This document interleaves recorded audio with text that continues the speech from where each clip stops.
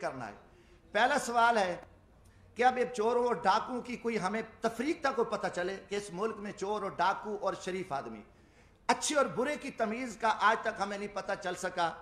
جب یہ پچھلے دنوں 2017 سے یہ شروع کام ہو گیا تھا، 16 سے ہی بلکہ نواز شریف صاحب کے خلاف، تو میں نے قومی اسمبلی میں یہ بات کی تھی۔ میں نے کہا بات ہے کہ یہ وہی نواز شریف ہے جس کو آپ نے پہلے جنرل پرویز مشرف کا طیارہ گرا رہا تھا اور ایک بہت بڑا قومی مجرم، بہت بڑا لٹیرا، بہت بڑا ایک دہشت گرد آپ نے بنا کے قوم کے سامنے پیش کیا، اور اس نواز شریف کو آپ نے جیل میں ڈالا، سزائیں دیں، آخر اس کے ساتھ مکمکا کیا، اس کو NRO دیا اور 10 سال کے لیے وہ چلا گیا۔ 10 سال بعد وہی شخص، وہی دہشت گرد، وہی جو آرمی چیف کا طیارہ گرانے والا، وہ قومی مجرم، وہ آ کے ملک کا وزیر اعظم بنا۔ آپ نے آصف زرداری پہ 7 سال جیل میں رکھا۔ دنیا کا بدنام زمانہ، دنیا کی کرپشن، دنیا کی لوٹ مار، دنیا کا لٹیرا، سرے میل، وہ ساری گینگ، آصف زرداری اتنا بڑا لٹیرا، 7 سال کا مجرم، 7 سال بعد رہا ہوتا ہے، وہ صدر پاکستان بنتا ہے۔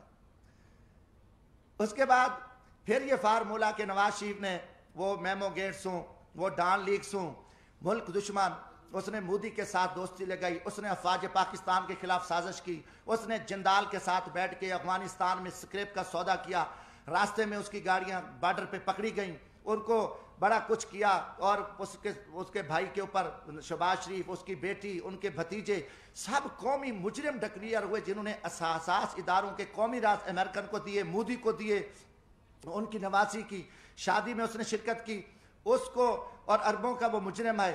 اب اس کو آپ پکڑ لیتے ہیں، اچانک وہ مجرم، اس کی سپریم کورٹ بیٹھتی ہے، سزائیں ہو جاتی ہیں، نااہل ہو جاتے ہیں، وہ بیمار ہوتا ہے، اس کو ماضی کی طرح بھگا دیتے ہو۔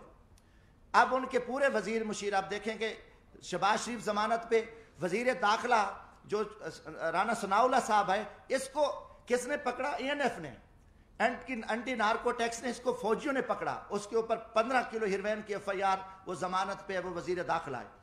یہ سارے پکڑے گئے، مجرم تھے۔ مجرموں کے بعد آپ دیکھیں 3.5 سال بعد یہ سارے مجرم پاک ہو گئے، ساری چیزیں ختم ہو گئیں، اچانک مکمکا ہوتا ہے، اچانک سودے بازی ہوتی ہے، اچانک عدم اعتماد آ جاتا ہے، اور وہ سارے چور لٹیرے جو افواج پاکستان کے خلاف گالیاں دینے والے، قومی راز دینے والے، پاکستان کو لوٹنے والے، وہ گینگز آ کے وہ وزیر اعظم بھی بن جاتا ہے شہباز شریف، اس کی پوری ٹیم بھی آ جاتی ہے، اب نواز شریف بھی پاک ہے۔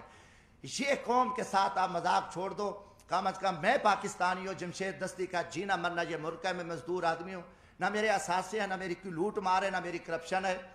میں پاکستان کی عزت کے لیے، اس ملک کی بقا کے لیے میں بولوں گا، چاہے وہ کوئی جرنل ہو، فوجی، چاہے وہ عدلیہ کا چیف جسٹس ہو، چاہے وہ کوئی سیاستدان ہو، یہ ہمارے اوپر ایمانی ذمہ داری ہے، اللہ کا حکم ہے کہ آپ سچی بات کو جو ہے نا آپ نہ چھپاؤ۔ تو یہ میں ضرور بات کروں گا۔ اب قوم سمجھ چکی ہے کہ کھیل کیا کھیلا جا رہا ہے، اب اس کا کوئی جواب دینے کو تیار ہے۔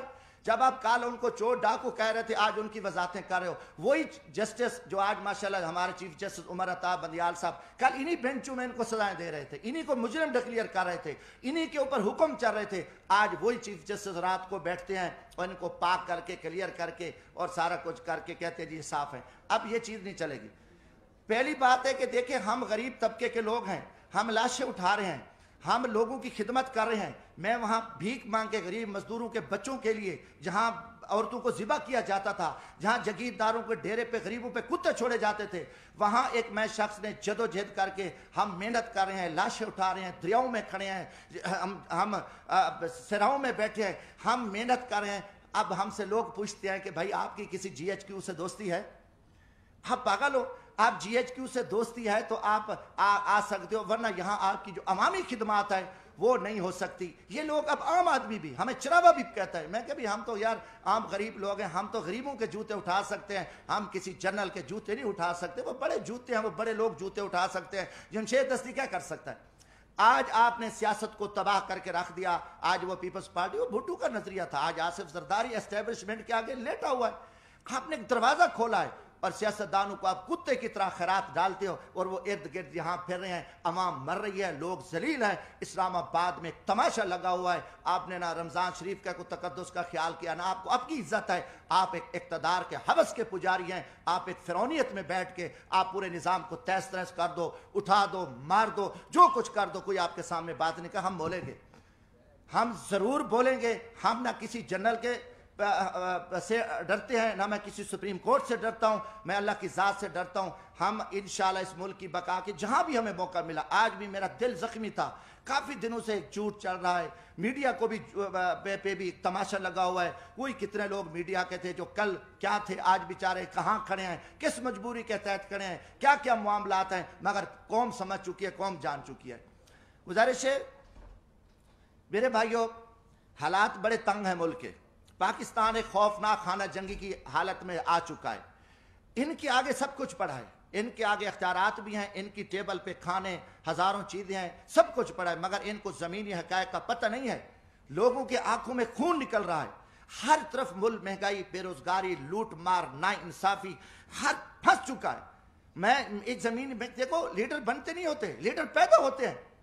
آپ جب جی ایچ کیو سے لیڈر بنا کے قوم پہ مسلط کرو گے تو یہ تباہی کریں گے، انہیں عوام میں کیا جا کے کرنا ہے، انہوں نے تو لوگوں کو ذبح کرنا ہے، نہ ورکر کلاس بچی ہے، نہ کوئی چیز بچی ہے، سب کچھ آپ نے تہس تہس کر دیا۔ زمینی حقائق کچھ اور ہے۔ میرا تعلق ایک جھاڑو والے طبقے سے ہے، ایک ریڑھی والے، رکشے والے، ایک ہاری طبقے سے ہے۔ میں عوام میں دیکھ رہا ہوں کہ عوام میں جو لاوا پک چکا ہے، وہ ٹھیک ہے، آپ کا خوف ہے، آپ کا دبدبہ ہے، آپ کا تھانہ ہے، آپ سے ڈرتے ہیں، مگر اس کا انجام خوفناک ہو۔ پاکستان ایک خانہ جنگی کی حالت میں، آپ کو پتہ بھی نہیں ہے کہ ملک کے کیا حالات بن چکے ہیں۔ آپ بند کمروں میں بیٹھ کے، فرعونیت میں بیٹھ کے، آپ سب چوروں کو، لٹیروں کو، کرپٹ لو، ہم آپ سے پوچھیں گے، یہ سوال میں جی ایچ کیو سے بھی کرتا ہوں کہ یا کل یہ چور، ڈاکو، لٹیرے، بدماش ہیں تو پھر ہم چوریاں کرتے ہیں، ہم ڈاکے مارتے ہیں، ہم لوٹتے ہیں، پھر یہی طریقہ ہے کہ جب سب لٹیرا، ڈاکو، ملک دشمن، ملک کا وزیر اعظم بنے، ملک کے وزیر بنے، عہدے بنے، تو پھر یہی طریقہ صحیح ہے۔ اب عوام کو، عوامی لوگوں کو، عوامی نمائندوں کو آپ ذبح کر کے، آپ نے گیٹ نمبر 4 کھول کے پوری قوم کو ذلت و رسوائی کے سامنے کھڑا ہے۔ ہم اس نظام کو نہیں مانتے، آپ جتنے چھپے رہو، آپ اس ٹائم بے نقاب ہو، قوم آپ سے سوال کرتی ہے۔ جمشید دستی پوری قوم کا نمائندہ ہے، میں عام آدمی میں آپ سے پوچھتا ہوں کہ یہ تماشے کیا لگے ہوئے، یہ کتنا عرصہ آپ نے یہ تماشے لگا کے آپ پاکستان کو بند گلی میں دھکیل دیا ہے۔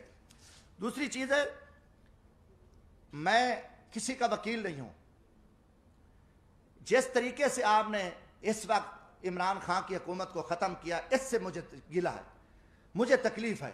میں خود میں